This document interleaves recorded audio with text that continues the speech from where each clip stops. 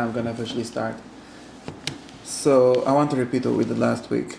I want to clarify a few things and continue. So what we were discussing, skipping a lot of Jewish references, is that we did discuss a Jewish thing, but we were discussing that there's a whole bunch of different ways to ask the question. The question which is the organizing question of the subject of what's the subject? The subject is the same thing as the question, so it's very hard to say the question of the subject. But the subject we call in general ethics, or what is a good life, or how to be a good person, or something in that neighborhood. Right? And what we discussed, we start, and this is how we get somewhere, because we start with our text. The framing which we got here, the question we were asked here by the Rambam, is he really skips the question, the entire question, and sort of jumps all the way to the question of how to have something called good midas. That was the Rambam's question. He did give us a justification for why we should care about that, which was in his preface to the preface. The justification was that since you want to be a prophet, and he said it says in the Gemara Bavakama that if you want to be a prophet, you have to have good midas. How does it say that? By a convoluted way, but it says, it's no about this, gets it. That's his line of argument. And he skipped to explain us why you would want to be a prophet, or sort of just assume that is the same thing as a perfect person, or the best kind of person, and you want to be that. At that point, it's like a tautology. What? At that point, it becomes a tautology. Yeah, he's not proving anything. He's not even explaining it. Yeah. He is assuming a very important interpretive assumption that prophecy and the perfect person is the same. Based on beis of Rabbi Meir, there's sources for his assumption, but that's something that has some content. But he just assumed that you have to be a perfect person, and the way to become a perfect person is by having good midas. That's his basic structure. Does he get busy? I'm saying not that it would necessarily concern him, but does he deal with Chacham Edesh Minavi and these kinds of things? I don't know. Not in this way. His perfect prophet is also a perfect chacham, so not really a problem. But I don't know if he discusses that saying somewhere. Probably does, but I don't remember. In any case, this framing misses the main thing, which is why we would one thing is how we get to the point of being a good person or a perfect person. What kind of a thing is that? Or why would I care about it? That's one thing he misses, he skips over, and it's actually something that there's a lot to be said about, and he himself has said about it in a certain way in his other part, his other Akdam of Persha Mishnah, which is to have here also. And the second thing he skipped was how that gets us to good midas. For that he at least provided us a quote. Give us a quote, it says in the Gemara, so at least we have a reason to connect these two things. But he didn't explain it. He sort of said he's going to explain it in some sense. Maybe he ends up explaining it in the end of the Shomne Prakim, but he didn't explain that. He just jumped right over here, right? This is our basic reality of what the Rambam's framing in this question and how he gets anywhere is. We could compare it to his source, which is Aristotle, or at least his primary source. He gets his theories through a lot of intermediaries, but primarily Aristotle is the source, and especially for knowing how to get places, you need Aristotle, because if you read different kind of modern mefashim on this person, then they end up giving you all kind of the Rambam copied it from this guy and from that guy, but those guys are not doing anything interesting besides for summarizing conclusions, and therefore it's very boring for anyone that wants to understand. And if you read the Nicomachean Ethics, you'll see that it takes him about a whole book, the whole first book, it takes him to get to this point. So the Rambam sort of starts in book 2. Which included that you should keep. The place where Shomne care. Prakim starts is where the second book of the ethics starts, more or less, or maybe the end of the first book. What's the point that it takes Aristotle a whole book to get to? To get to this conclusion that what we were looking for is being a perfect person, number one. And then the second thing, which takes him another book really to get to, which is that the at least one important thing to get it to become a perfect person is to have this thing called virtues. He sort of says it in both, but these are two entire books of getting from zero to there. And the Rambam just skips all of that and goes right away to you want to be a good person, you want to be a perfect person, you want midas, let me explain you how midas works. Even more specifically, if we start in chapter 1, it says, how does it start? It started by saying, it didn't really start by saying this, it's written a little backwards, but it starts by saying that you need to know what the soul is in order to know how to complete it, because midas live in the soul. That is a point that Aristotle makes in chapter 12. So we skipped 11 chapters, 11 whole chapters that are actually leading up to this making sense. So the Rambam does a great job of skipping, or he's skipped the whole justification, or the whole deliberation, the whole question really. Yeah? That's the basic facts about the Rambam's book. Like I said, there is one place where he did do sort of the deduction of how to get from something more basic than that to the idea of being the best person.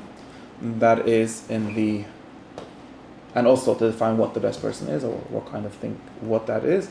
And that is in the Hakdama to Perush Mishnah. In some very convoluted way he got to it. But he doesn't even refer to it here. He doesn't say, you already know this from somewhere else. It's not it doesn't seem to care about it over here. Where in Hakdama? In the Hakdama to Perush Mishnah, where he talks about and the framing over there is, let me explain you how Chazal, because his framing there is that's Hakdama to Mishnah, and sort of to Talmud also. Since the Mishnah, or especially the Talmud, has a bunch of besides he explains what it's about and what it does, basically has a list of 4 things I think that it does. And then he says, there's another thing it does, which is Agoda. Yeah. And Agoda doesn't make any sense, because it's a bunch of statements that are just either impossible or just unjustified. And he says, let me give you one example, and I'll explain you what's really going on. And he gives the example of a statement saying, and explains that this is really Chazal doing what is known as Aristotle's function argument. So the argument for why the good person, or the good that we're looking for to be a good human being, which is to find the specific thing that a human being does, and the specific thing he does which animals or any other things don't do, and that is to be a good and smart person. I don't know. Anyways, that is the very short rundown of what he does there. And the reason he does it is only supposedly to show you that Chazal sometimes did make sense when they said things in a very short and pithy way, but really there's something behind it. Do you think he chose that deliberately? Yeah, it wasn't just an example, of course. Yeah, it's important. But it is important to notice that Rambam, and we discussed this at length, Rambam doesn't do philosophy ever. He doesn't open questions, he only gives you answers without the questions. And this is a very good example of him jumping right away to the answer. And this is why most people don't understand him, because they don't know the questions that he's answering. Even when he does philosophy, so-called. Okay, so what we wanted to do in order to sort of understand why his way of asking the question, or his framing at least, is interesting, and how it's not the other ones, right? So what we showed was, we really only discussed one point last time, which was that the question, we did give the most basic way of asking the question, which is not Aristotle's way. It's even more broad than that, because his way sort of presumes a certain answer already. The most broad way, I think, or the most open way, in other words, the way in which we can start without assuming anything, is to go around and ask people,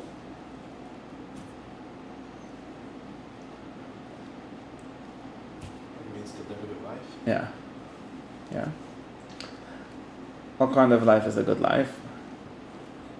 That seems to be the most easy, or the most open way of asking a question that I know of. Because you could start with many specific ways, like what is a tzaddik, what is a perfect person, what is the just person, which is Greek for tzaddik. What is an honorable person, which is Greek for chesed. And what is a valuable person, which is economics speak for the same thing. Anyways, we could ask him, but those are very specific. They already assume that you know something, which is that the good person is just, or the good person is... So good has a more specific meaning already here. And we're just asking what is really tzidkes, or what is chasidus, or what is something else like that. We can collect all the virtues and say that the best person is the one who has the most of all of them. Yeah, but then we already know that there's a list of virtues, like a list of ways of being good. And that those we already function know a lot of cumulatively things. instead of, Yeah. let's say, in like meeting. We probably assume these kind of things, but if you want to ask in a even more open way, you can just say, what is a good life? Because we have a life, so we only need two concepts for that question to work, which is life and good. And most people seem to know that they're alive. And so we don't really have to define that in order to ask the question. Maybe in order to get the answer, we'll have to define it. But we don't have to define it to ask the question. And most people understand, well, this is a little more complicated. This is most people at least understand what you asked, that there's better and worse ways of having a human life. Or in general, we could say something more general. Most people know in general what good means. I don't know if we could define it easily. Do you think it's there's certain things that we like experience about the world that are hard to, like an experience we have. We experience something as like morally good, right? We experience something as wrong. It's often hard to get more basic than that. I didn't say morally good. No, I know you didn't. I'm just saying similar to the way that we have like a very basic sensation of goodness that's hard to get to the bottom of. It just seems to bottom out in there. Do you think that it's similar the case when you're asking about a good life? Yeah, but I think that when you say morally good, you're already assuming something that I don't really know. I might just have a way of defining it, or there might be ways, but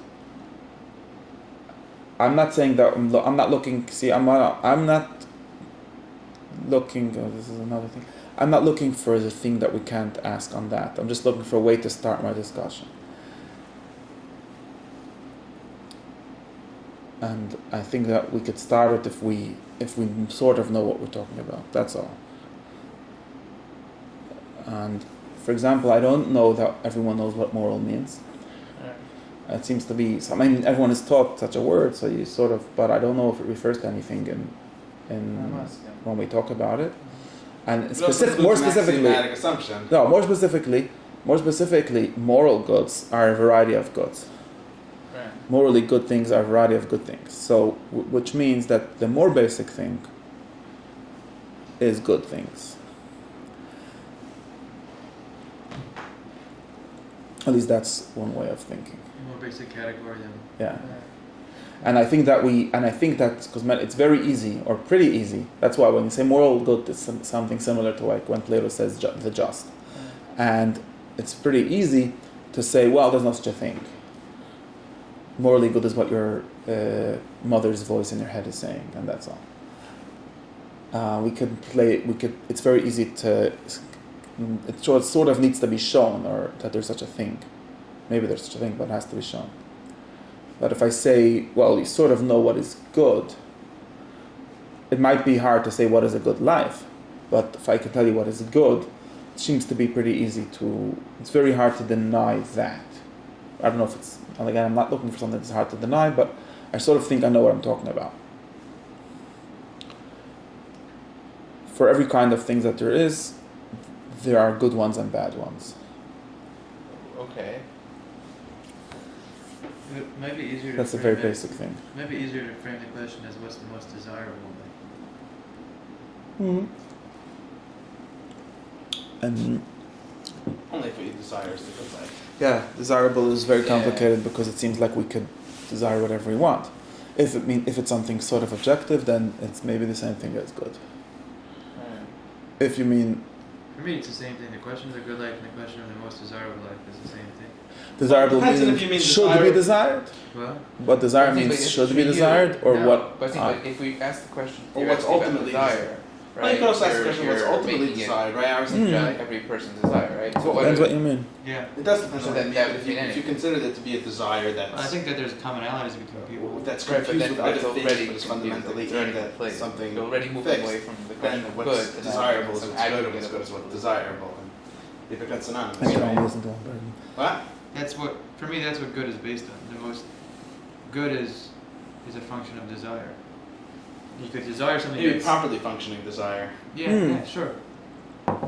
No, but maybe, but again, depends what you mean when the word desire is. Like a mature type of desire, not like where you take everything into account and then you decide what you want or realize what you want. What other definition of good is there? We could start to think of what the definition of good would be. At least one basic way of thinking of what it would be would be something. You could say the word desire. I'm just not sure what you mean when you say the word desire, but we say the word. For example, right? There are good cups and bad cups. Are there good cups and bad cups? Yeah, Not cups, cups, like glasses. But isn't that for your desires? They're good for your different desires. That's what. I don't mean good for me, right? I mean good as in cups. I don't get that. I think you're Because if you meant to say desire, you need to say that good is the same thing as good for me. Good for you and good for other people. Yeah, but then that seems to be very wrong. Because there are good we at least talk about. We could start talking denying reality, but we at least talk about things that are good in themselves, not Really? just for me. Yeah, of course, What's an example of that? like a good cup. No, I think the category of good cup is based on satisfying desires. That's why it's good. Why else is it good? Well, why is satisfying desires good? Because it's axiomatically good. Yeah, that's just a way of stopping the discussion. No, it's not. Everyone, like I'm saying, try to start very simply. We talk about good things and bad things, bad versions of those things, right? Like there are good houses and bad houses, and there are good cups and bad cups, and there are good tables and bad tables, and there are good paintings and bad paintings, all kinds of things like that. Yeah. And we don't mean to say, most people don't mean to say, some philosophers mean to say, but most people don't mean to say, I like them, or something like good for me. Because obviously things, if you take some very simple like elaboration of what good means, a good cup is a cup that holds in the water. Basically, there's more ways of being good. But a good cup is one that doesn't leak. And a bad cup is one that leaks. And the cup is not only bad because I hate leaks, I might like leaks, it's still a bad cup. You could say that it's a definitional game because you could define a cup as one that leaks, no problem, but that wouldn't be a cup. Whatever this thing that's called cups, that thing is good when it holds the water in and not when it leaks. I'm not sure. And it could be better and worse, it could leak more or less and so on. You could have a whole... we sort of know what we're talking about without referring to anyone wanting anything. I feel like there might be a little bit of begging the question because, like, you're assuming when we right, we understand that, like, you keep that distinction, right? You distinguish between a cup being good, and then even a bad cup is a leak. So you might like leaks and still agree that the cup is a bad cup because it leaks, because you don't get to determine what makes a cup good. But isn't what makes a cup good? Like, how do you move from a good cup is cup because society all has agreed upon what a cup is to something more essential? That, like, there is essentially a good cup that's independent of what anyone thinks. I don't know. You said a lot of fancy words already. I don't know. Where does society come into? Society, I mean, I don't know how society does. Like, who is that anyways? Like, How did they get that's here? the other way of understanding what makes a cup good. Not because it's something about the cup, but because in society, the cup has a certain function, and if it fails to perform that function, we think it's bad. No, what's it got to do with society? I'm not trying. That's the origin. That's what society is. That's what the origin of that way of determining what a good cup is. No, not at all. Society sometimes likes bad cups. Nothing wrong with that. Some societies are into bad cups, and they're still bad as cups. They might be good for spritzing your neighbor or whatever it is.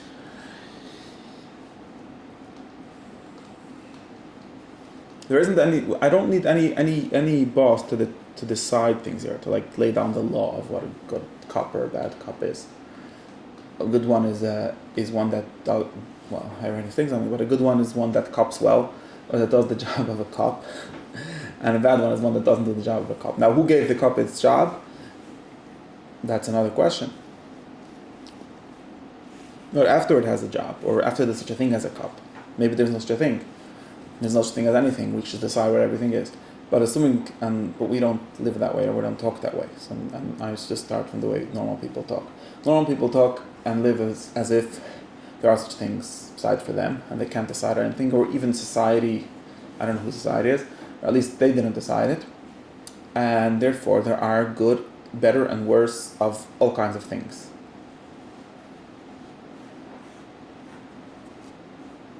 If you want, you could call this desire in the sense of something like you're judging the cup. No, not judging the cup. In the sense of something like a cup wants to be a good cup because that's what cups are for. And therefore, when I say it's good, I mean something like desired by the cup. Because the concept of desire... I wouldn't say that. Yeah, I know. No, just because the concept of desire is a broader concept than psychology. Because whenever you say desire, you're thinking of me having some kind of something in my natural objects are mind or anything. in the sense that Well, they get their that they doesn't are what doesn't they matter. are It doesn't because- matter. It doesn't matter right now.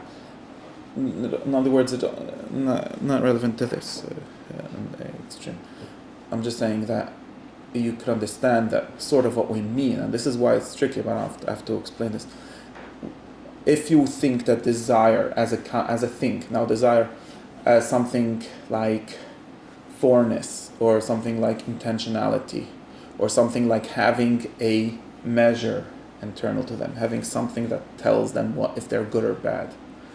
If you assume that entire construct, if that entire thing, it only could mean some kind of feelings that humans have or something, some brain chemicals that they have or something like that, then if you say, and this is something very natural, something that makes sense when you say that good means conforming to desires, and since you only have desires in human souls or human brains or human bodies, whatever it is that you think humans are, then you're going to say that there's no good outside of human souls. But if you think about it, I only have to prove that it's so. I'm just trying to say that you can analyze it like this. You could cut desire, what we call desire, what we mean, something that makes sense to be called desire. When we talk about desire, we could talk about it without any human souls. Because if the things being good means conforming to something they should be, According to who? Should it be according to who? not according to anything, according to what they are. What does that mean? What are they? Yeah, Who just decides? that. No, nobody has to decide. I'm just showing you that it's possible. Such a thing is possible. Fancy It's house. possible if you stop believing, or if you don't necessarily believe that wanting, in a very broad sense, is something that only something that humans invented, or something that only lives in human subjects, whatever those subjects are. And if we think, because just to go back to the very simple example, because cups are good by being cups, by being what cups want to be, so to speak, which is by holding in water. For some definition of a cup, maybe there's other things that cups are, but one thing that cups are, they hold in water. And if it sort of fulfills that desire, then it's a good cup. And if it leaks a little, then it's sort of trying to be a cup, right? Because like you said, if there's no trying, if there's no judge, there's no measure, then maybe that's what it wants to be, and then it's happy. But sort of, and going back to how normal people talk about some cups being worse and some being better. And that means that some cups are getting at what they want and some of them aren't getting at what they want. Of course, that's not claiming that cups have whatever psychology it is, that this kind of thing is instantiated in humans in that way. But we could read it the opposite way. Humans work with wanting things. And that is only an instance of the general concept of there being a good, in other words, of being something desired, or being something aimed at, or being something intended, or any words that mean the same thing.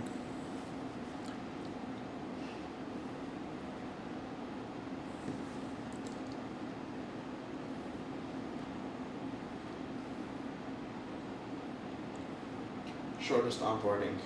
What? So that was the shortest onboarding we've had. No, I don't know if it's true. I'm just saying that it's possible that it should be like this. I think that this is the onboarding share. There isn't a, I don't know what's that. There isn't a like, when people say, well, obviously good is with reference to what I want, I think that this is a whole story that you have, a whole metaphysical, like a explanation of what it is when you're saying something is good, and you sort of think it's obvious because you think that the basic fact, or the most basic thing that we know, is that sometimes I want things, and sometimes I get them, and sometimes I don't. And when I get them, I'm sort of happy, and I say that it's good. And when I don't get them, I'm sad, and I say that it's bad.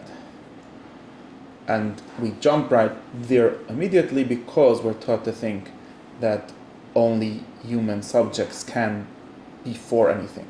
Only human subject can intend anything. But if you think of a very basic thought, like that cap is for that bottle, in the basic sense that it's not for another bottle, it wouldn't fit.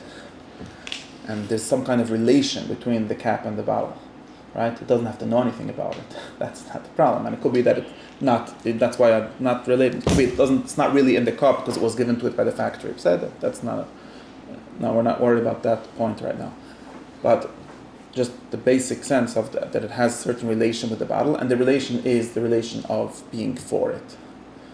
And when it's like tight, very well closed out the bottle, then it's happy.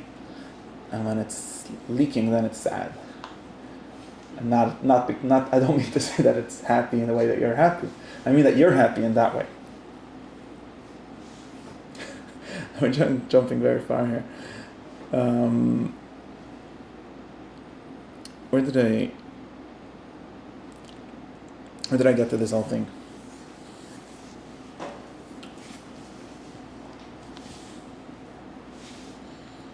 I think we have to think about this.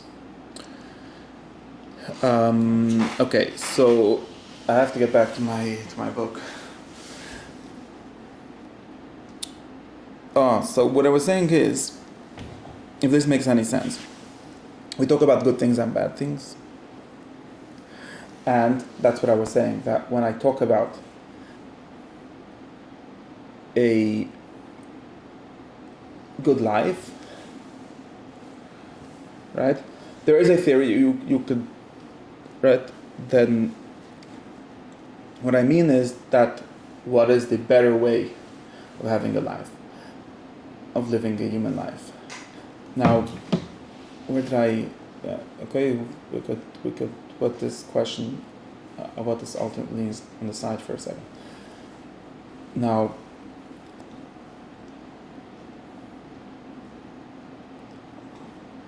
I wanted to explain how there's different ways of that. This is why I think this is the most basic question. We could sort of translate it into a whole bunch of other different things, or make it more specific, or give more words to this very basic question. I just said this because I think that that's the least words, and before any theory, either the theory that this means desire, that would be an answer to this question, just to be clear. If you say that the good is what I want, that's an answer. That's an answer to the question. At least my question was before the answer. And the answer tries to claim that answer was before the question, which is why, well, that's already an answer. I think that the way that that humans start talking, usually that appears as an answer to the question, not as the question that we're answering. Although if you get used to thinking, or if you get taught, or whatever it is, a certain answer, then that becomes the question. Just like if you go to a frum school and they teach you that whatever it is, the meaning of the good is what Hashem wants, then you're going to go around asking what Hashem wants. But ultimately, that's an answer. That's not a question. What's my answer? What Hashem wants is an answer to the question. It's not a question. right? So another person, and this is important, another person could come and say, well, the question you should ask is, no, what does the Mesilas Yesharim say? You have to ask what. Okay.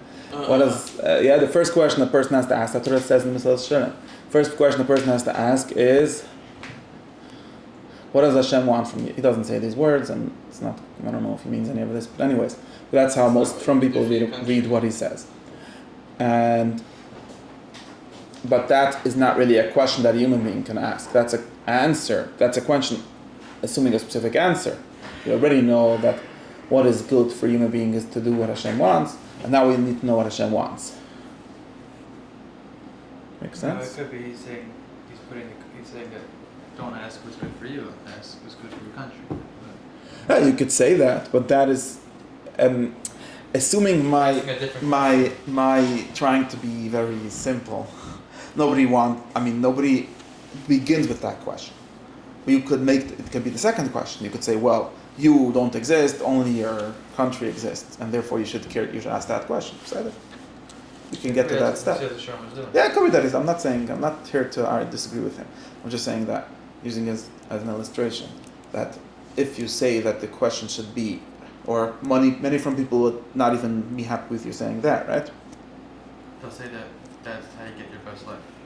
Yes, but they would They also. won't say that that's why you should do it. I think it's complicated. Again, if you already have the answer. But most people would actually not even be happy with this. If I go around and saying the primary question is what Hashem wants, people will say, no, the primary question is what it says in the Torah.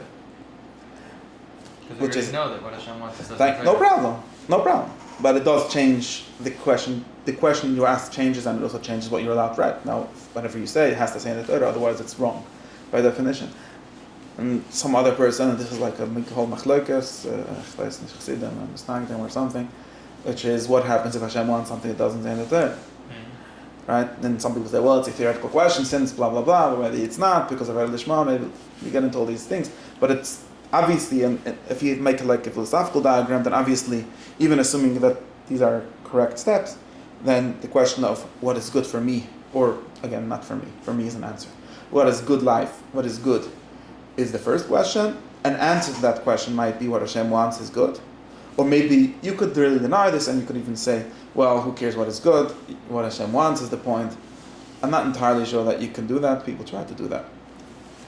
The philosophers probably don't agree that you can do that. Other people think you could do that.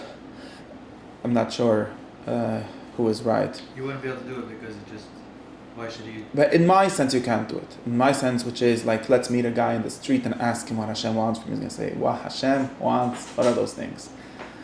So in that sense, you can't do it.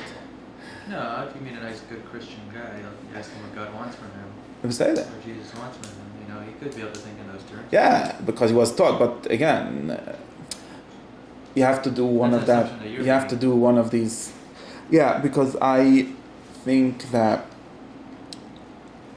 two things. God and God want are not as simple things as good. And I know this is like the whole question, but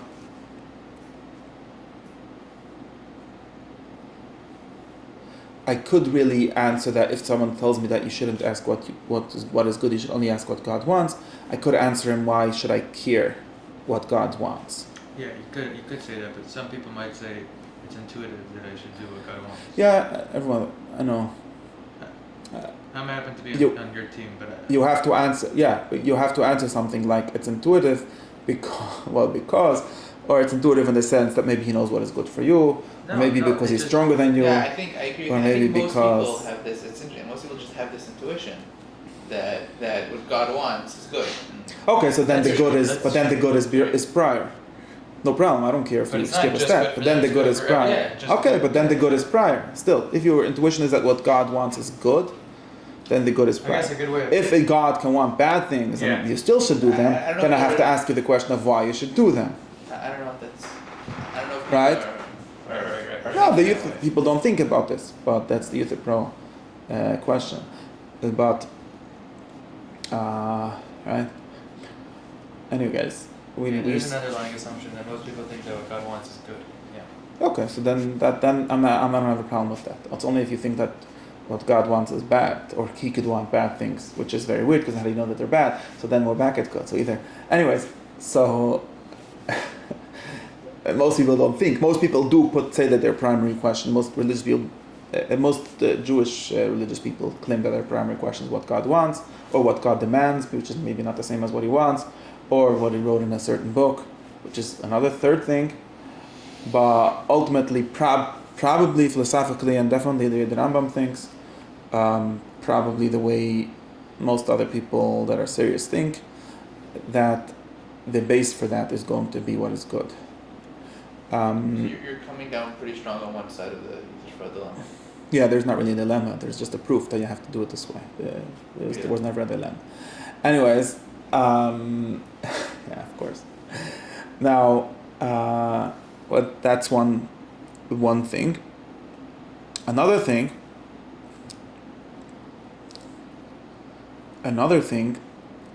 is also important if we think this way. But right now I'm not solving that dilemma. Right now what I'm saying mostly is that if you want to meet people in the street or babies and ask them, then you probably can't start. Even people claim that when they were babies they just wanted to know what God wants. I don't know. I think everyone could. When you have this idea of a basic intuition that you don't have to justify, everyone could say whatever they want. Is that? I'm not sure if that's a good strategy, but I think that at least when I think basically, the people that I know how to speak basically don't think that's not the first question you could ask. You could ask that within a culture that already has all these assumptions, and then you could think what those assumptions means, and that's where these dilemmas come in. But if you wouldn't have that, then you would definitely wouldn't be able to ask this. Could you say, well, nobody has the idea of good? Yeah, maybe. I don't think so. Okay. I think there's another answer, the opposite answer to that question. With the question being, how we're allowed to ask the question of what is good, if Hashem said, or if we already have the Torah, which is good, and so on. The other answer would be, and this going from the opposite direction, it might lead to the same thing, I'm not sure. But the other answer, which again is a practical answer, practical in the sense of you could ask to a person and get somewhere that way, is that doesn't actually answer the question.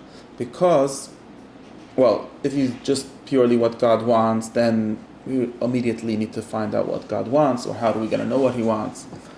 And you might say something like, He told me yesterday night. And then I'm going to say that that's very nice, but He told me something else. Or He told you that last night, and 2 nights ago He said something opposite. If someone says He only says one thing, and He only ever told anyone one thing, then I don't think that's the reality. I don't think even any religious person thinks that's the reality. So whatever we call God's will, or however we define His will, or something like that, there's still going to be a large variety in it. There isn't only one thing that He wants. I'm sure the philosophers only think He wants one thing, but the normal people have Him saying and wanting all kinds of things. And even, right, you could generalize, you could try to make a generalization, but again, that's not helping me very much. Well, ultimately, the only thing that matters is doing Ratzon Hashem. It doesn't matter if today you have to do one thing and tomorrow another thing, that's not a problem. I get that. But you have to remember that my question was what the good life was. Which means, or another way of asking that question is, what kind of life should I live? Because probably I want to live the best one. Or a good one at least. And if you tell me, well, the answer is that on Pesach you should eat matzah, and on Shavuos you should sit in the sukkah. Right there. And then... You said basically because I want Yeah, to live the best I agree. life. I told you before. I'm going to get stuck on that. I don't disagree that you want, I just disagree that the desire, anyways, is what makes it. I think it's backwards, or I think it could be backwards. But back to to where I am. I'm saying that as you said, well, what God wants is that the good life is a whole bunch of different things, and they're all one good because it's what God wants, which is the only real good. Then He didn't really help me much because He just confused me. because I still don't know what life to live.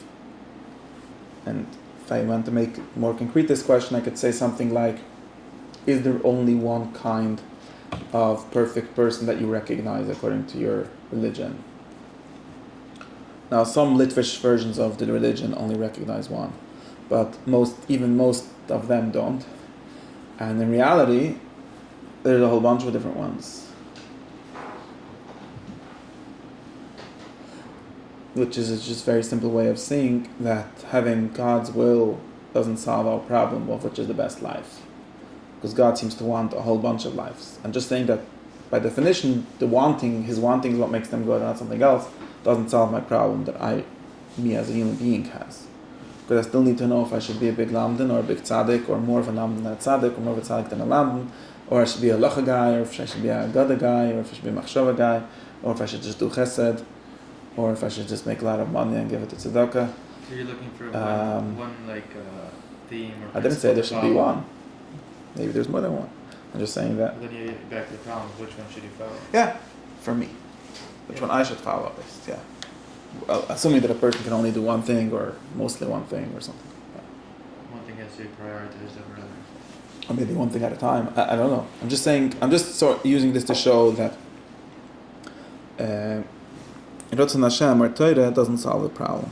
In other words, whichever problem you could have, and this is useful to me, whichever question we could have, and this is one important way of noticing that there's a question, which is noticing that there's all kinds of different people, and they all seem to want different things, or their good is different, right? Their goal, maybe not their ultimate goal, but the kind of life they're living, right? What is a good life for you is different from what is a good life for me.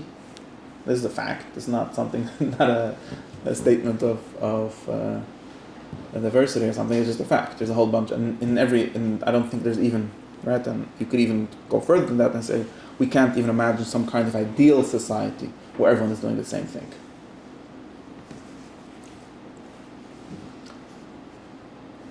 Probably because it would fall apart. Because there's not going to be any policemen and garbage collectors and teachers and 1,000 different jobs that every society needs. But you're assuming just at this point, it's a small clue that maybe we need some people not to live the perfect life. Okay, we'll get to that, maybe. I agree. I'm just giving the data of why there's a problem at all. It's not only a problem. And why even like having some kind of general answer doesn't help me. Yeah, it's not only a problem when you answer that do what God says. It's a problem if you don't do that too. Yeah, of course. Yeah, in both ways. I'm just saying that even if we're supposedly have, like the Prakim says, we have a vacuum cleaner manual that tells us how to live our life, that is actually false. We don't have that manual.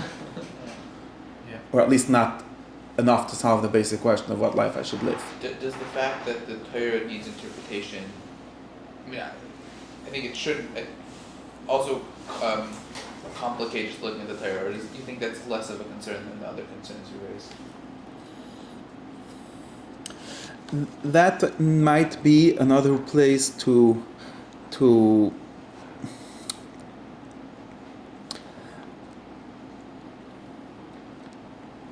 I think that would be another problem for putting everything on God. Assuming, but only with a certain assumption, with a certain reality where God gave a certain book or a certain general law that we have to now figure out how to follow. Actually, no, even without that. Probably even without that, because I was thinking, what if I say, no, God tells me every 5 seconds what to do? Then could someone say, well, you didn't solve your problem because you're still going to follow it according to the way you understand, and therefore you have to know yourself what to do. I don't know if that's, you think that's true? Yeah. You think that even if God tells you every second, there's still always room? Yeah. So then it's not such a stark problem then, because it's inevitable. You're always going to have that. It's inevitable in any system, which is another way of saying that we need to care about what you know about what the good is for you, or what the good is. And you could never punt to something else, to some other being, or I'm going to have a Rav that's there that's going to help me. You don't solve the problem that way either. But I don't know which problem that's solving. Or what solution that's How negated. does that help you even if, you answer your question of what the good life is, you're also what's nafka mina if God's telling you or you're telling you? Like insofar or a Rav's telling you, like it's also you telling you, no? Yeah. So again, there would be this like I in my vision there would be two, similar to like how there's two answers to the question of why would I need to know what the good is? I already have a Torah, and there's one answer which is before the Torah and one answer after it, right? I could say, well, why would I care about the Torah? Only because it's good to begin with. Or I could say, even after there being a Torah, there is still many things that you can do. Even if someone would say, well, maybe the Torah limits it, so there's not an infinite amount of things to do, only a finite amount of things, so there's still a lot of them. So that's like an answer afterward. And you could use the interpretation problem in a similar way. And you could say, in the most basic way, you could say, that there isn't really such a thing, right? There isn't such a thing as an authority taking away the need to answer this problem, because why should I follow the authority, right? Or you could say, even if I sort of have a general, okay, you should follow authority, there's still going to always be more than one way to follow it, and assuming the existence of interpretations and things like that. Yeah. I mean, is that always true that there's going to be more than one way? That's theoretically, yes. Maybe in reality not, but theoretically, yes. Makes sense. I mean, this is why, it's a funny thing. Like, there's, in Hasidic language, there's a concept of finding a derech navet Hashem. I don't know how they call it in the Litvish world. They don't have this concept, right? Yeah. We have Tafkid talk. Yeah. Okay. Yeah. But that's different. But that's bad. That's different. That's like there's already a way. But just the question is which one you have. But when you say it, it's kind of It's something less self-generative. it sounds kind of less second class. less It's not your pluralistic. Tafkid. We discussed that last week. Yeah. Finding your Tafkid is what you do when you leave yeshiva, Okay. But the existence of more than one derech implies that even if there's one good which is Avodas Hashem, they still need to find a way. And you could argue what that really means, and people like, what do you mean? You should just do what it says in the Mishnah.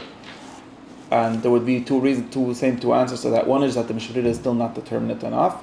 There's many lives that you could live while following the whole Mishnah. Actually, I'm not sure, but there should be theoretically, depending on how tightly you interpret the halacha, right? Like if you have to daven minyan 3 times a day, then there's a bunch of lives that are precluded. But if that's only if you could, then things like that. Or you could say, well, the whole concept of this being the correct life is not. Maybe the more important thing is to do chesed and not do all the halachas, let's say. Or no, I don't even know them, or whatever it is. Okay. So that's just to focus on this thing. There is the real place where the Rambam is going to touch on this problem is in chapter 5, I think, where he talks about the question of obedience, questions of if it is better to identify with the Torah or to not identify with it, known as the question of the tzaddik and the Moshe Bericha. Should you like to do the Torah? Should you hate it and get more schar because you do it even if you hate it? Seems to get to this question, and yes, we'll figure out how to talk about it over there. Now, the other important distinction that we discussed last time was how there's a very important. This is very important, which is that the framing, again, to back our framing, is that you have to be a prophet, which is you. You have to be a Navi, and how do you become a Navi? By doing Pirkei Avos. This already presumes a personal, individual question, which is how you're going to be the best person. And the best person, if there's only one, right? If it's enough, and this is explicit in the Akdama, if there's only one, if it's possible that there's only one good person on the world, so assuming that we have a theory of what the best person is, that allows us to answer the answer to be that only one of them is going to be that.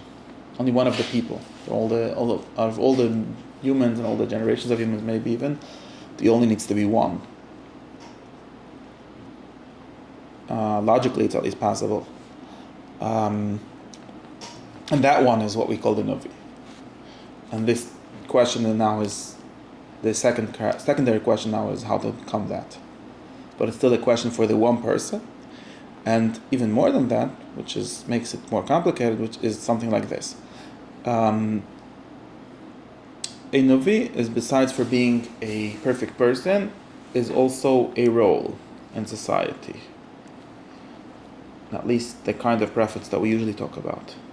Right? They bring messages and they give Musar and they do all kinds of things. Best ones give laws. Well, they may give laws even. Or maybe only one of them gives laws. And no. And that is already an interesting thing, because the Novi in Shomne Prakim is a madrag of a person. It's the best way that you can be a person.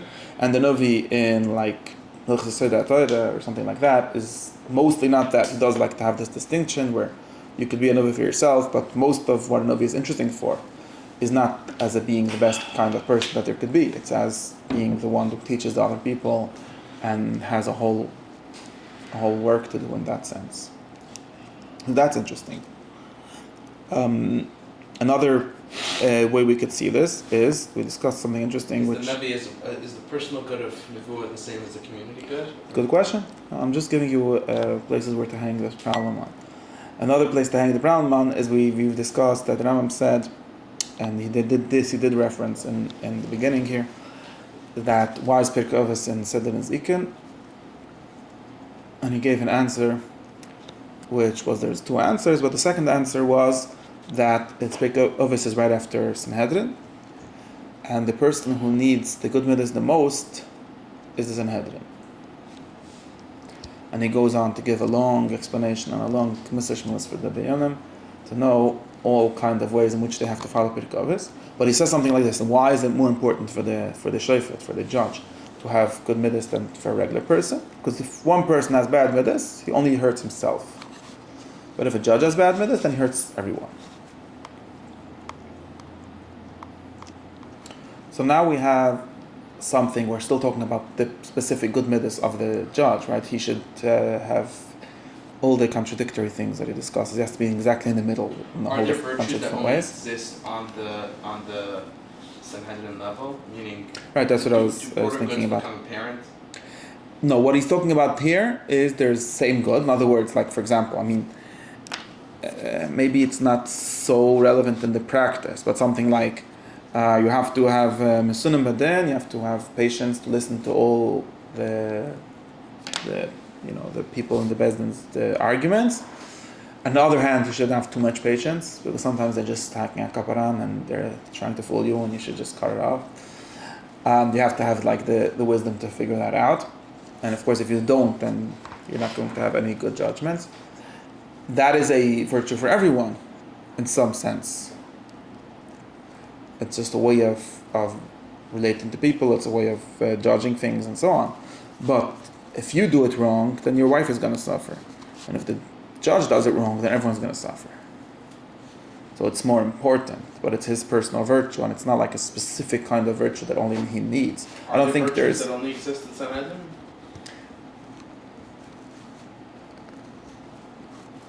That would be the question, if there's really different, if there's things that are bad, good for Sanhedrin and bad for you, or bad for Sanhedrin and good for you.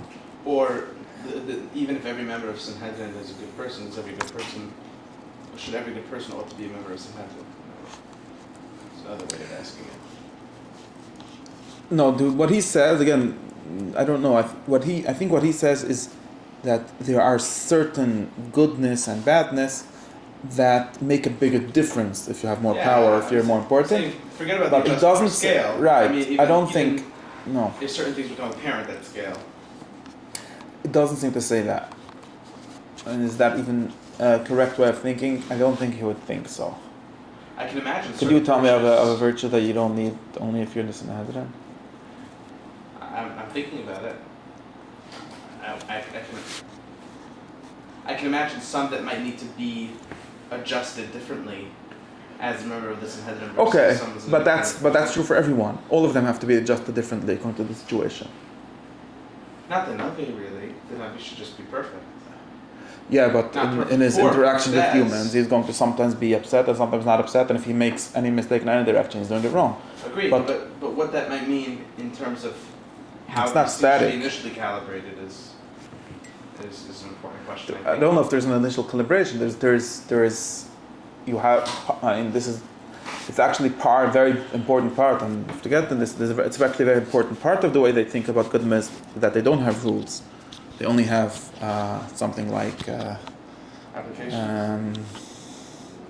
It's not a question of rules. It's a question of having the right response to every situation. And yes, if you're going to be in different situations, you're going to have different responses, and everyone has to do that. And like if there's a virtue of courage or something like that, right? And courage means have the correct amount of courage, right? Don't just be don't not too much, which is just how does he call it? Being reckless. Don't be too little, which is just being scared, just being a coward. But have the courage in the correct amount. And that is true for everyone. Of course, if you misjudge how much power you have, you might be reckless instead of having courage. Or if you misjudge how much power you have in the other direction, you might just be a coward instead of having courage. And it's going to depend on how much power you actually have, and how much you could get, and so on, or how important the subject is, all kind of things like that. But that's true for everyone. Right. I guess my question is also like in terms of having the correct midas, or there's some midas that a Navi doesn't need to happen because he won't be exposed to situations that require their application. The only a person that doesn't interact with humans is not going to need any midas. Of course, but there are certain interactions that require Other certain than midas, that. other I interactions. don't know if that's don't. true. You think midas are only That's what Ramos thinks. Yeah, He midas are explicitly- partly interpersonal? Yeah. Just partially. Besides for the precious, which is. So if a guy just getting mad and ruining your life, independent of anything. Well, getting mad is usually getting mad at someone. No, getting mad at a tree.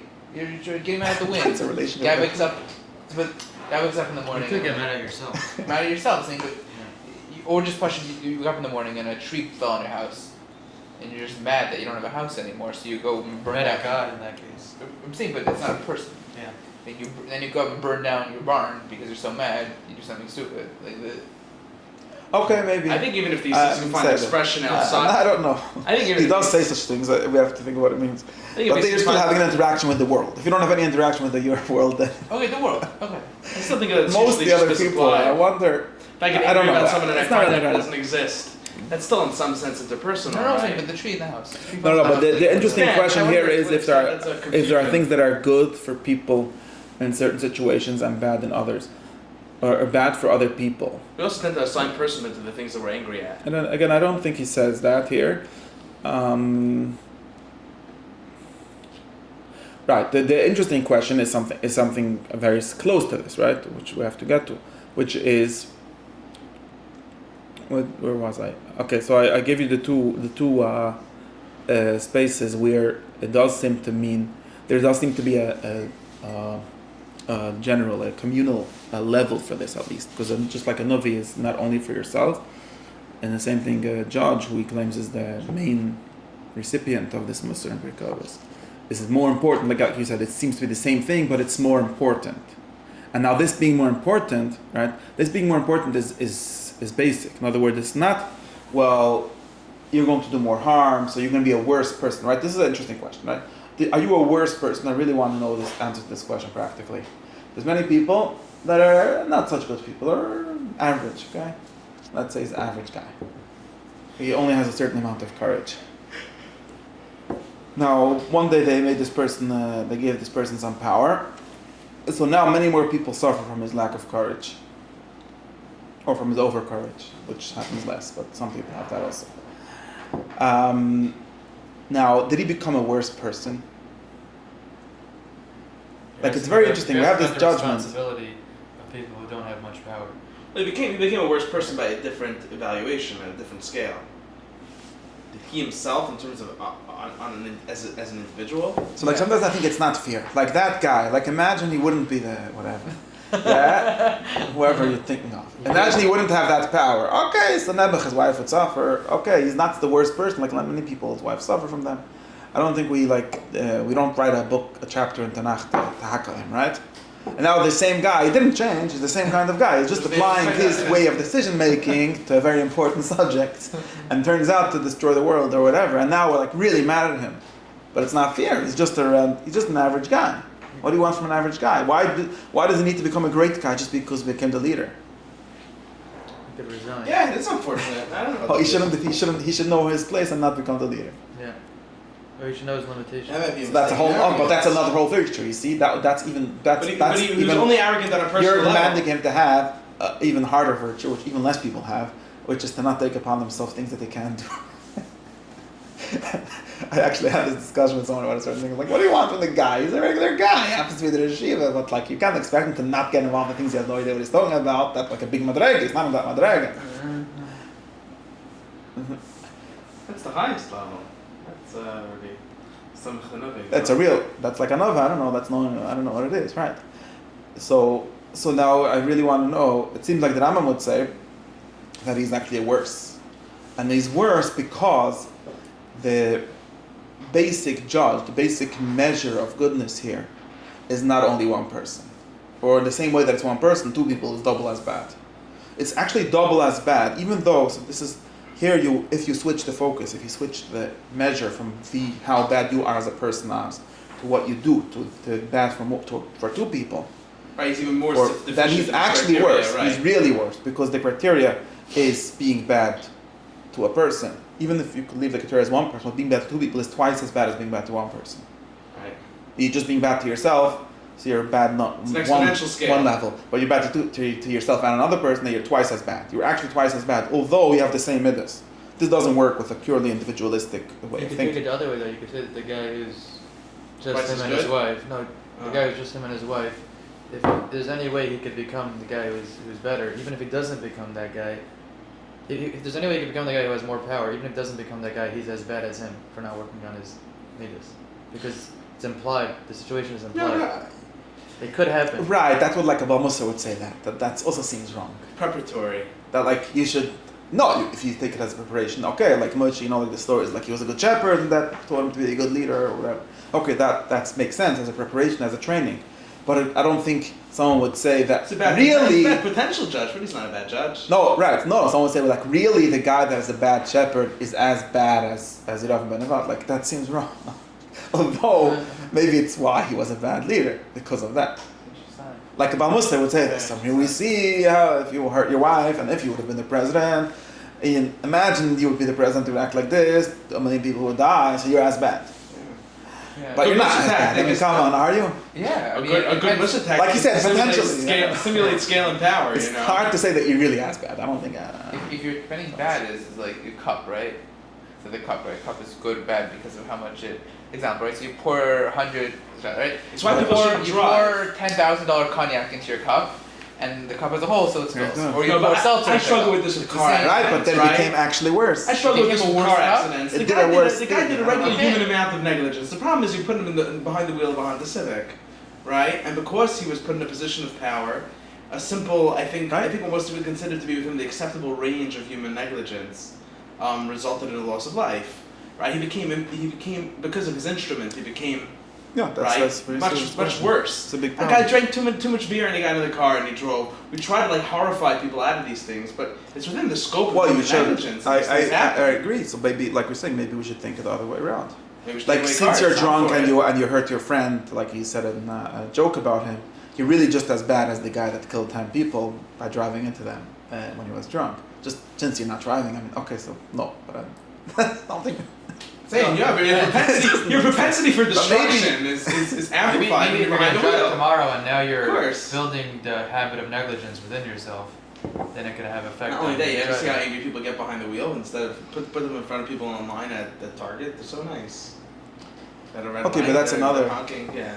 People don't like containers, but that's a separate thing. I think that it is better and worse. No, but there's a certain quality which is like the appreciation for scale, right? And like maybe like the caution around power that's missing, right? And that's maybe a separate. I'm saying I don't think we need that. I think even without adding like a separate virtue of since you're the king, you should care more. Consequence. Something like that, yeah, because that sounds. Even without that, it's already twice as bad or a million times as bad to be the king that's a bad kind of guy as it is to be, you think, and it's actually justified. In other words, that guy that was being Malamad's cousin, that Yeshiva, was wrong.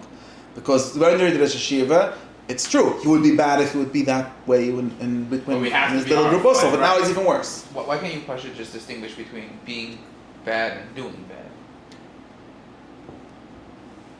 Yeah, the important thing is always doing bad. From doing bad perspective, it's Pasha that the president is worse than the drunk driver. Not in the consequential way. He is, because doing is something that he's doing. Okay, yeah.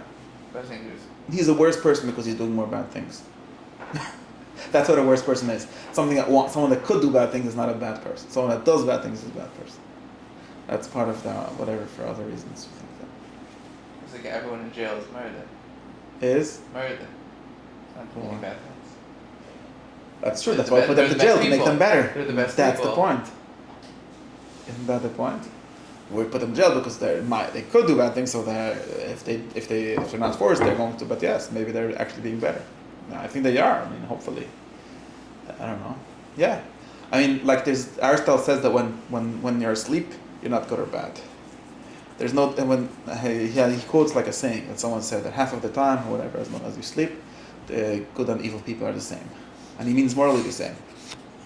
And then he says, well, they're not entirely the same because good people have good dreams and bad people have bad dreams.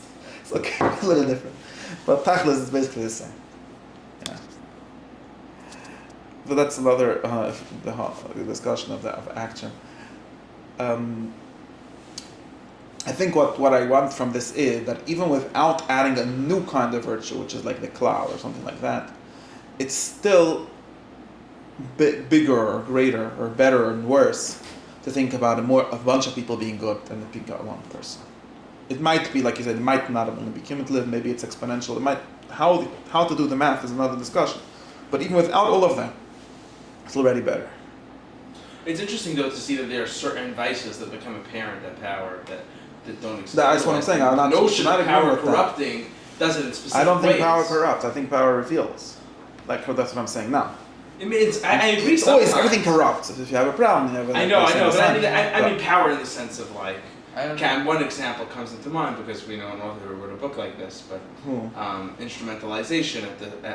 I think that seems to. That does seem to be a vice that's ultra popular amongst power that I don't know if we find so much. With Maybe it's people. because those kinds of people become powerful. Master instrumentalizers. Makes sense, but okay. I mean, there's for sure. But now we located a vice that's directly related to power, right? You're only making your case worse. Yeah, but everyone has power, and there's good and bad ways of using your power. And if you have more power, of course, you're being worse. Just like there's good and bad ways of using your money. The more money you have, the better and worse you're going to be. Power is a And specific there's more and bad. If there's right? more than one person, then two people are twice as bad. Two good people is twice as much goodness as. But it's not just that as power one lets me good kill person. two people instead of one. Yeah, it is. Why not? So what I'm saying is, but Or allows to kill people at all because. I think when we look at the fact that, let's say, like the conversion of certain people as like with what's the pivotal example in the book with David and Uriah, right? No. We're you know the I don't know which book you're quoting from, but anyways. But anyway, It doesn't matter. Okay. No, but I mean that with power, instrumentalization becomes not just possible at a level of scale, but also possible in certain ways, right? Or and categories I consider to be a little. Okay, more my point is that we don't really need this. We could say that we don't need it. It's enough to be twice as good or to as many people as good for this to be more interesting, more important in level of goodness, right? And it's enough to deny this like way that we seem to sometimes have of thinking, which is that since if you have an entirely internalized view of goodness and badness, which is that it's all in the person's soul or in his own self, then this is wrong. And we seem, like we discussed last week, we seem to all be taught that version. And that's why we seem to like have this question make sense to us. Like, it's not fair that the guy that happened to have killed 10 people is worse than the guy that would have done the same thing but he didn't do it. So Sefer Shmuel is the story of the amplification of vice, not of the I don't nuance. know. I think it's just the story of that people being good and bad. Why do you have to add this whole thing of like he became so. Okay, I'm saying is that's People have Yeah.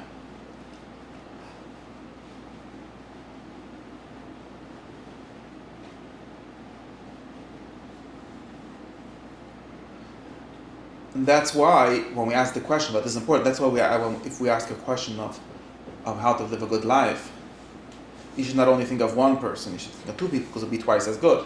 Why you might as well have two people, or you might as well build a lot of people, or as many people as you could, without adding anything very fancy. Right?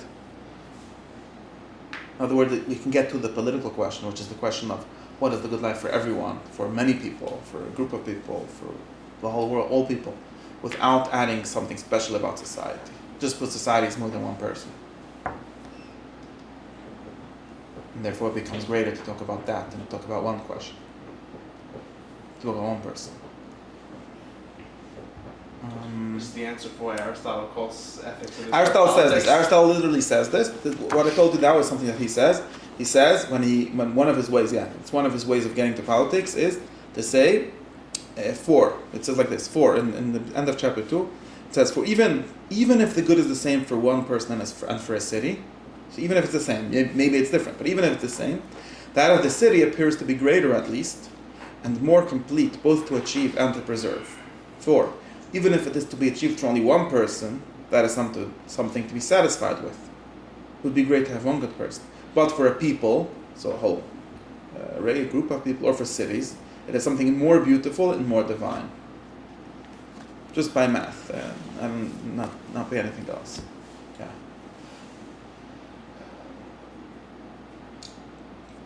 One more thing that I wanted to say here. So now, but this makes it much more complicated. Why does this make it much more complicated?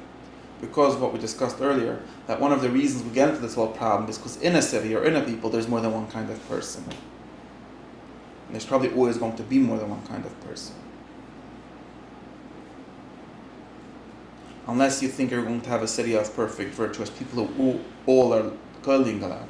Lakewood. Yeah, but even in Lakewood there are not only those people. She's gonna make lunch. Paulsburg. That's because it's not a city. That's not true. Anyways, and that leads us to back to our original problem, which is the diversity of goods, diversity of good lives, or diversity of things that people think is a good life. This is why we discussed that there's a whole bunch of different questions that we could really discuss here. In my class on Sunday, I came up with 4 different questions that we were playing around with last week. But they're 4 different questions. Okay, one question is I'm gonna finish with this. One question is there more than one good, or what we call value pluralism? Is there more than one good life? Right? If there is more than one good life, which is what probably most people are supposed to believe today, that there's more than one good life, there isn't any best one. There isn't the best one. Then, basically, all the other questions stop being a problem. The problem with it is that in the extreme, it means that there isn't any good life objectively. Also, there's no direction. Also, in other words, if we have it like extreme, we say there's an infinite amount of good lives. And basically, whatever you choose is going to be good because you chose it. Yeah, you lose direction. And also, there's a guy that likes saying, then your virtual diversity falls away also. Because there's no point in loving the sinner if he didn't really sin. He's just a good guy by his own lights. Okay. We like to talk about, we as in like the New York Times, like to talk about the great value of tolerance. And tolerance is only a value if you believe in good and bad. Otherwise, it's not tolerance, it's just existence. It's just everyone doing their own good and fine. Yeah. Maybe that's good. Maybe you say tolerance means that when he's just bothering you, but then nobody really believes. So, anyways, but you could have that now. But that would be a radical version of it. You could have a limited version of it and say there's more than one good life, and then we do have a problem of how to choose it and who is going to have the best, or if there is one best and there's many good ones, and there's one like really best one. This becomes a very serious question. maybe it's not good to be a thief, but there's 5 different ways of being a good person, and each of them is good. Right, then we have another question, which is another common belief, which is that everyone could be the best, which seems to conflict with a bunch of other things, right? If there's one best and a bunch of goods, then probably not everyone can be the best. You could be better at at doing the best thing. Best thing for you. Well, there's a best thing that's even for every person to do, but some people do it better. Some people get further along the path, do it better. Yeah, you could say that, but if we have the idea where not everyone can be the best kind of person at all, like, I mean, the obvious one is like something like, what about children? If the best thing requires some level of, or what about really stupid people? Not stupid, really impaired people, and they can't have the best life. Depends on impaired. If there are some. Yeah, and enough for whatever it is, enough.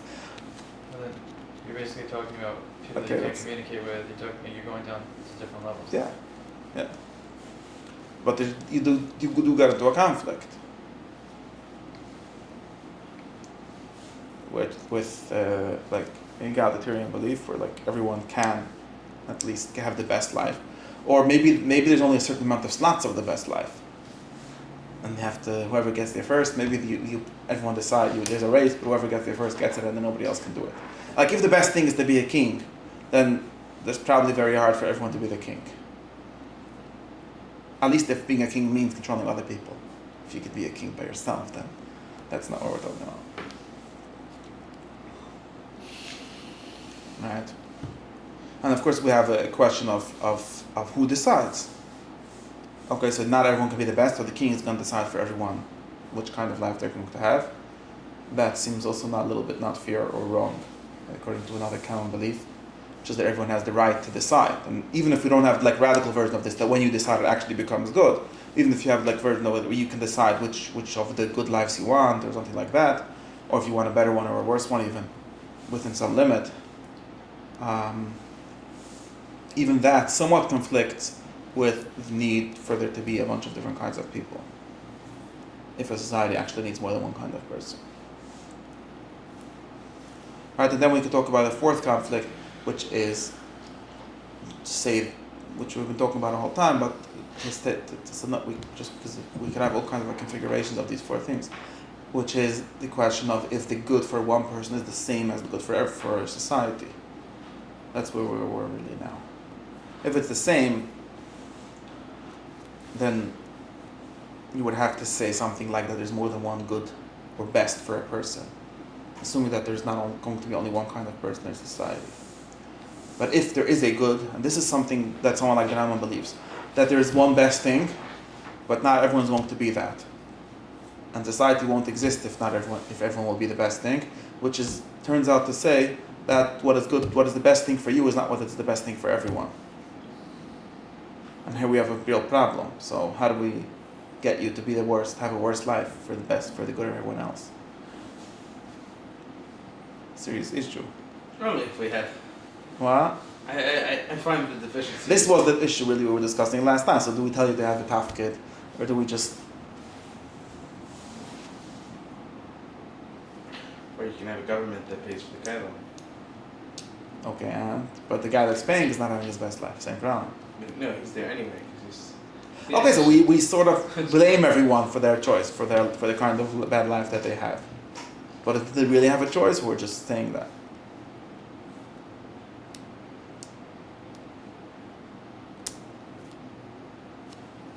Or we make a society where everyone can become What? Or you could just deny the whole concept of an individual good, and then you can say that there might be, like in a theoretical sense, the best part, but it's like you could think of like a body or like an organism, where it's not really better for the brain. You don't want 3 brains. Maybe it's better to be the brain, but it's not a separate thing, and he doesn't really have his own good, which is separate from the rest of the body. Even if we could say that he's the best part, but it's only the best part within the whole thing. Yeah, it's hard enough to be the best hand, let alone the best brain, right? Yeah, but there's in relation to the best, the best hand is actually the best. even if we could have divided it, then it's not the best part. But then we have to also give up on the idea of people having free will. Because the hand can't decide to be a brain, and it's not his fault. We don't even blame him. We don't even say, well, you chose it in the previous Google or something, and that's why you're a hand now and not a mind. I think everyone, even if you do think there's free will, it's definitely limited in scope. I don't know, is it? Everyone can read Kuvayg, you know? Rambam leads us on with Yeah. He says that? Sure, I think there's certain. I'm sure I'm on board. I think with that. It seems to be an important belief. That's what I'm saying. It's important. It's a thing that we want. Important political belief, or should this? It's important because otherwise it's a damaging necessary truth. No, that we have free will and all. No, this should not have been put in Mishnah Torah. Very hazardous. no, because you mean something. Okay, I'm not getting stuck. I'm saying I just made a framework. Which belief? The Rambam says that anyone could be.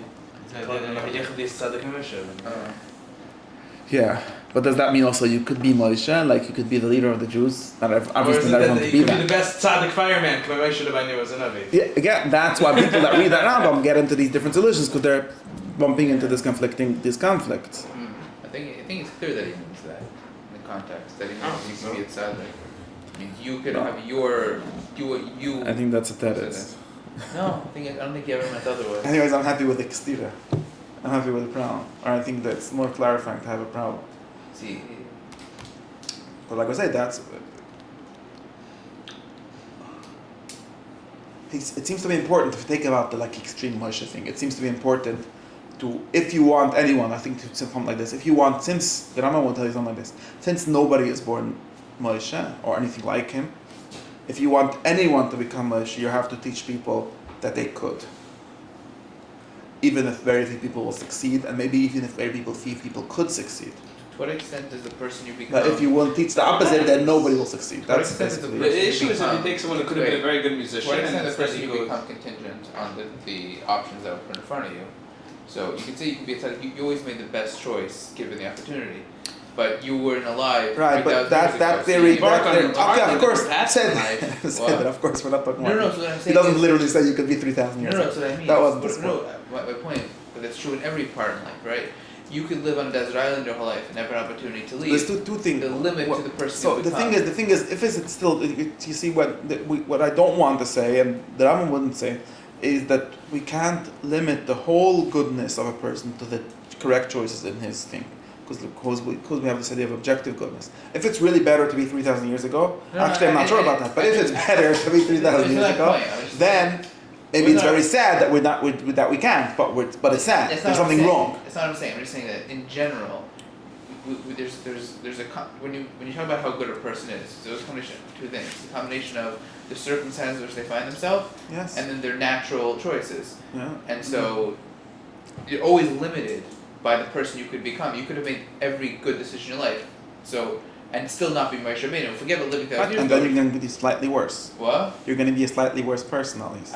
Worse is. And that conflicts wouldn't with our say it's ideal. worse. Yeah, it is worse. It's Why objectively is it worse Why is because it Moshe Rabbeinu worse? knew all the Torah and only half of it. Whatever. When he had all the You're money. assuming that that's the only way to be good. I'm saying. No, I'm assuming that there's. Okay, say that. You could say that, but what I don't want to say is lose that whole idea. And what I'm saying, this is why you get into a conflict, because if it is good, like something like this. Let's say it would be better to be rich. The Rambam, most of the time, Aristotle at least thinks it's better to be rich than to be poor, unlike some more from people. He calls it that way. More like even. It's not always in your choice within your choice to be rich. Maybe you have some guy inherited all the money and so on. Then you're going to be worse. You're going to have a worse life, objectively. Even if you made all the best choices, we could say from the perspective of what choices you made the good ones, but you're still having a more crappy life. And now because the Rambam very much wants, and there's a good reason why he wants, to tell everyone that they are responsible for their life, then he has to include that also. And he literally has to say, and the Rambam does say this, and then he literally has to say that even how much money you're going to have, and even almost all your circumstances are within your choice. And of course, That is obviously not entirely true. You don't need any fairy fantasy philosophy to notice that that's not true, but at least has to get into this conflict, because otherwise you give it up on the idea that your good is within your responsibility or your free choice, what he calls bechira. And you can't say, well, that's not good, because that would be also denying reality, because it is good. It is better to be richer or to be smarter. And now you say, well, some people just aren't born with the brains to be smart. Very sad. Now we are in a conflict. But it's sad. He doesn't say, well, you shouldn't be sad. You should be sad. Well, being sad, metaphorically. There's something less good about you. Like I'm saying, the other theory, how does the A for effort theory doesn't hold like this. The A for effort doesn't see an objective good in the sense ever. All good is in the subject and what choices you make or what wills you have and things like that. If you have good intentions. And then, like I said, according to that theory, also it's not worse to be a Hitler than it is to be just a bad guy that kills five people. Because it happens to be that Hitler had the ability to kill a lot of people, but some random serial killer is just as bad. That's what that theory says, and it's a theory. But if you assume, and there's like a very basic intuition that's wrong, then you can't have that, and then you get stuck into this conflict. Of course, you can always find some middle way. I'm just saying that there is a problem.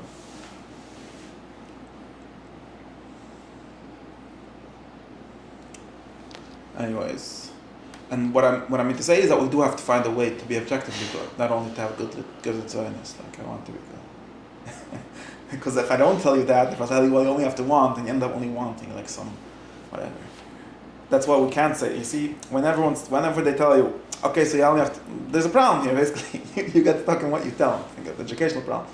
Like if you say someone, well, of course you don't have to want to be the best, whatever the good is that we're trying to sell. You don't have to want to be the best lamdan, because everyone is doing it according to their talent, and the main thing is that you come to Seder in time.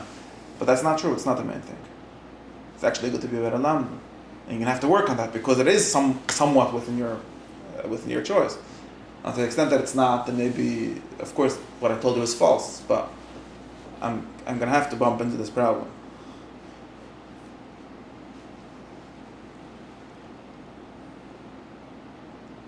And it's also like even being born in a certain time of history and is going to limit how good you are. The Rambam actually says this is the 3 weeks we have to say apart. The Rambam says that why is there no prophecy nowadays?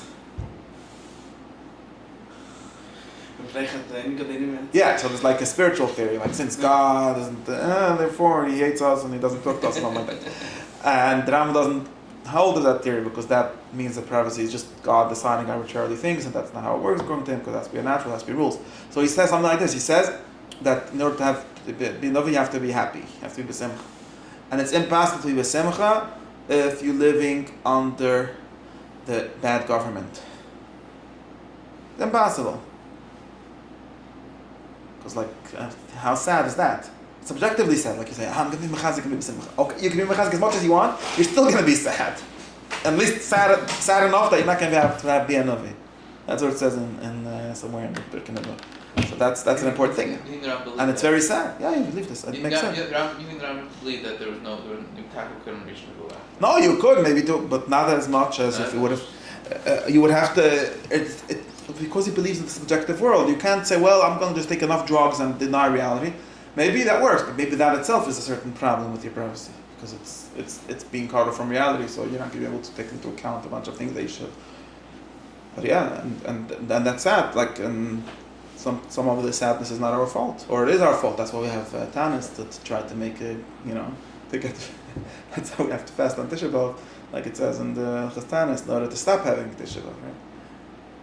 Yeah, but for an individual human, it's beyond your capacity to fix it, and you're going to suffer for it. It's not like, okay, enough for now.